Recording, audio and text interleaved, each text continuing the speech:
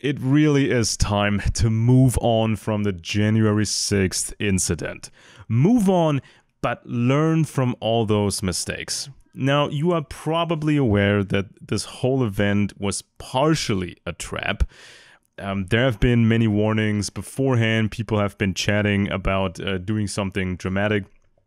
And there was not enough police around and all these things. So it's one thing to set a trap. It's one thing for people to actually walk into that. Now, conservatives, conspiracy buffs, Trump people, this sort of crowd, they should have been aware of that.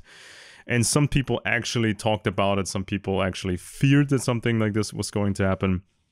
But all in all, you still have that problem of far-reaching FBI surveillance and NSA surveillance and other surveillance. So no matter what device you're using, no matter what smart app you're using or whatever, and how encrypted it supposedly is, there's always a way around it.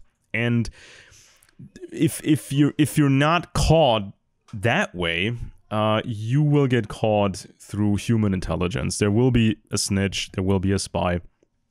So the conservative crowd, you know, those people who really don't like the government, they need to be much more aware of this, and they need to know who they are associating with and who they are following. Now, the other aspect of the trap was actually perpetrated by the Republicans, or specific Republican politicians and media. So it's easy now to blame, you know, the Justice Department of the Biden administration and their people. But let's look at what Fox News had done, or InfoWars had done, or Trump had done, and other people had done. The Q movement, General Flynn, Steve Pieczenik, you know, these people going around and promising the moon that Democrats were going to be arrested and the ballots were watermarked and this was all a big sting-up and all that stuff. People should not have fallen for that. That was a mistake. So people need to learn from those mistakes, and they really have to analyze how this went wrong so bad, right? So the Q thing is still alive. They don't even need Trump now. They don't even need that mysterious person posting his gibberish, right? It just continues on and on and on. And they may latch on to, let's say, a President Ron DeSantis, who was legal advisor to the torturers in Guantanamo Bay, and who's kind of the most classic Republican guy you can find. I mean, this guy could have served, you know, in the past in a Bush administration. You know, it's all these kinds of people. And let's not forget, it's a two-party cartel anyway. I've done a video yesterday on that, historically, how that was built. You know, the American ruling class is not really divided. It's their secret sauce to be not divided, to stick together over centuries. And they learned that from the British Empire, by the way. So all this division is just for the regular taxpayers, so they actually hate each other. And yeah, so the Q thing was a big, big mistake, right? Don't wait for some mysterious group to save you. Don't wait for some fantasy thing to save you. You have to build your own networks. You have to figure out whom to trust. You have to learn from the winners. You have to learn from the powerful circles, you know, just the way they've done it, right? They pick the right people and they understand the intelligence game. See, you have to treat this as a post-mortem analysis. So this was basically an intelligence failure on a massive scale for average Republicans. And so they have to make the appropriate changes. Q thing was a mistake. The whole Trump hype was a mistake.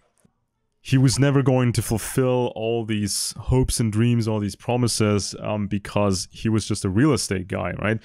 And there was no magic team behind him, especially no secret team ready to have a revolution or that sort of stuff. So it's one thing to get caught up in a marketing hype, but it's a whole nother thing if you actually believe that stuff verbatim, if you believe this is going to happen, right? A lot of time was wasted on Trump and a lot of money was wasted on Trump. Imagine if you had conservatives pooling hundreds of millions of dollars in donations, pooling it into 100 new politicians that are really for the people, and they're not scammy, and they're not compromised, and they're not owned by Koch Industries or whoever. That would have been really, really interesting. And of course, you have to break up the two-party cartel. So it's just, you're never going to win with the Republicans or the Democrats, right? So you have to have new projects. And Trump was a large waste of time. So how many hours of podcasts had been done and people just talking and talking and talking and talking? Time is valuable. So when you listen to an hour of a podcast or some political show, that's an hour you're not spending on actually revealing secrets, doing intelligence work, building something, or just launching new political careers, or even reading a book, right? Most content on the web is designed or intended to keep you from reading actual real books. See, that's why they made all of this stuff for free, okay? So back in the day when the Bush administration was around, online video was kind of expensive, right? To serve the audience or to watch things yourself in a good quality, this used to cost money. Now it's all basically free. You just need an internet connection, and you can post as many videos as you want. And you can even get them monetized. And the equipment has gotten a lot cheaper. So now you can have your microphones and your headphones and your webcams and all that stuff. Or you just use your phone. They make it easier and easier for you to waste time. And so if there's something that Trump said or something he did, and then there's a reaction video, and then there's other reaction videos, and there's reaction videos to the reaction videos. It's just a huge time-wasting machine, and this was a big, big mistake. It's also a mistake that the Democrats do with their programs as well. So you need to learn from that mistake. So many people, also Fox News, they directly or sometimes indirectly lured people to the Capitol, and then of course it took on its own dynamic, right? Fox News is being sued by voting machine manufacturers, Dominion, I think even Smartmatic. Other people are getting sued, and now it's like that moment in the poker game where you have to show your hand, you have to show what you actually got. You can't just bluff anymore. And Fox came up short. They got nothing. A little bit of this, a little bit of that, but there was no big sensation. It is a two-party cartel. That's how it works. They string you along. So the system wants a change in the White House every couple of years, and a change in the majorities of the Senate and the Congress and the Supreme Court. It's supposed to be that way. If the system is out of balance, then people would actually smarten up and figure out some actual real change, right? They would ask, what is wrong? But if there's a victory every 4 years or every 2 years or every 8 years, people will just go along and listen to the podcast, and they vote the same thing over and over again. So there is no intention of one political group or one establishment faction to destroy the other one, to just arrest them and just, completely annihilate them.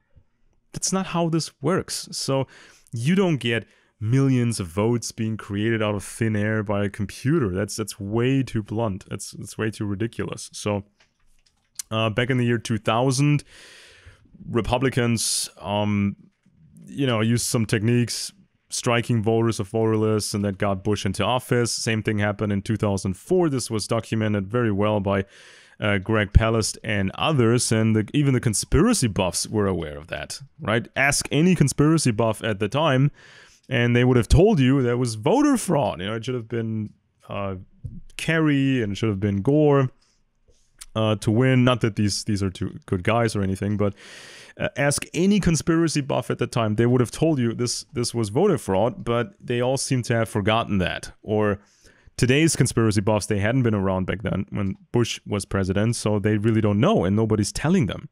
Conspiracy media now has been absorbed by Republicans and the Russians. So back then, when the manipulation happened, the Democrats really didn't do a thing. It was a little recount and some lawyers here and there, but there was no real pushback from the Democrats. This was all a big setup. Somebody wanted this change of power because they didn't want Democratic presidents for 20 years. And so this is kind of how the system works, right? You get a success or a apparent success, but it's not really a success. And now Tucker Carlson at Fox News came out with this report. He showed you some boring clips from inside the Capitol. So after, people were fighting with police and were storming the building and all that stuff, some of these people actually just strolled around because they didn't really know where to go. They didn't really know what to do. So the crime was already committed if you fight with police or if you just enter that place, if you have spoken or written and posted about your intentions or your motive, you wanted to, disturb an official proceeding. The crimes have already been committed, right? You don't get a get out of jail free card because you've been strolling inside. You've been sort of behaving inside. That doesn't help you. You're not going to get a consolation prize now for the QAnon shaman. So instead of admitting all these mistakes publicly, Fox News and others, they're getting sued. They have to apologize in court, basically, or they have to admit all these things in the court proceedings. But in public, you see this Tucker Carlson thing. What people expect? A consolation prize? You try to shave off some months from these prison sentences? It's just doubling down on the mistakes. People just claim all around on social media that these guys were the victims. It's all a Democrat conspiracy, and this was no big deal. Right? It's not learning from these mistakes. The whole thing was a mistake, right? And if you now push this Tucker Carlson stuff and you just continue down that path, you're doing what the Democrats want you to do. You're doing what the system, the two-party cartel, wants you to do. You're supposed to be caught up in group narcissism. You're supposed to be more and more detached from reality, to the point where nothing actually can make you understand the mistakes that have been made, right? So if people get convicted, if there's all this data from, the Capitol Police and surveillance and investigations, this is all pushed aside. It's all a conspiracy. You don't want to hear it, you don't like it, so you just treat it as a conspiracy. And, no hard evidence has been produced for this supposed giant voter fraud, and Trump's own attorney general said this was a pretty normal election. All these other agencies said it was a pretty normal election. Still, people don't believe it. Whatever contradicts their hopes and wishes and dreams, anything will be pushed aside and dismissed as part of this grand conspiracy. Actions have consequences, and that's the case for Democrats and Republicans. So, for example, the Democrats do something outrageous, right? Or they attempt something outrageous. They want to ban all guns. They want to create all this extreme wokeness and that sort of stuff. And so, of course, that limits the Democrats, because so many people, they're just going to say no, and they're just going to be afraid that the Democrats are planning for a horrendous regime. Right? Same goes with the Republicans, right? If they start to believe anything they're being told, if they start to storm the Capitol, and if they don't learn from their mistakes, and if they just drift off into extremist territory and they disregard the Constitution, or they just go around there, they don't understand what's going on, then of course that limits conservatives. It limits their growth. It just scares people off. And that is not healthy. That is not the way to win. Imagine the opposite scenario. Imagine this thing was all upside down. Imagine if it had been Democrats storming the Capitol and, you know, the opposite accusations of voter fraud and that sort of thing.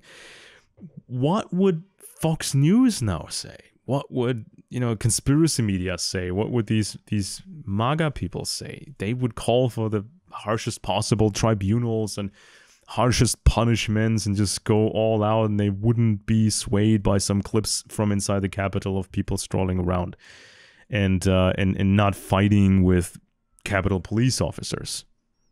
They wouldn't accept any excuses. And remember, it's a two-party cartel. So there was fraud to get Bush into office twice. And the Democrats didn't really do anything about it. And then the same methods, again documented by Greg Palast and others, these same methods were then used in 2016 to get Trump into office. Again, the Democrats didn't really do anything because that actually mattered. That kind of manipulation, that sort of cartel activity, that's what matters. And that's why the Democrats really didn't do anything. But this Capitol thing, yes, it was serious, but it wasn't that serious. And because it wasn't that serious, the Democrats turned this into a big deal publicly. Because it's a sideshow, because it is somewhat of a distraction. So you have to look where things actually really matter. And so you need to learn from those mistakes. A lot of mistakes have been made, and even personal relationships have been disrupted by these things, right? Whether it was the COVID issue or now it's the Russian issue or whatever issue, you have to form and maintain good bonds with people and not be divided by these politicians and this media. Learn from the winners. You know, the upper class, the ruling class in America, they've been around for hundreds of years, and they stuck together and they didn't really try to destroy each other. For the most part, of course, the Civil War was a different affair, but other than that, they've maintained their unity and taken over all aspects and places of society. Learn from the winners, not from the losers.